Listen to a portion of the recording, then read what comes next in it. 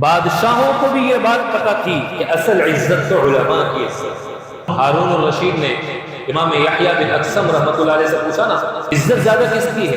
یحییٰ بن اقسم نے کہا آپ کی، آپ بادشاہ ہیں، امیر المومنین ہیں، مسلمانوں کے خلیفہ ہیں، تو آپ کی عزت اور کس کی عزت؟ فرمایا نہیں، عزت اصل میں آپ کے عزت، اس لیے کہ آپ لوگ یہ کہتے ہیں حدثنی فلان عن فلان عن فلان عن رسول اللہ صلی اللہ علیہ وسلم، ایسے وہ لوگ جو اس طریقے کی باتیں کرتے ہیں وہ کون ہے؟ ھذا خیر منی، وہ مجھ سے کئی گنا بہتر ہے، لأن اسمہ مقترن باسم رسول اللہ صلی اللہ علیہ وسلم، اس لیے کہ ان کا نام رسول اللہ صلی اللہ علیہ وسلم کے نام کے ساتھ ملا ہوا ہے۔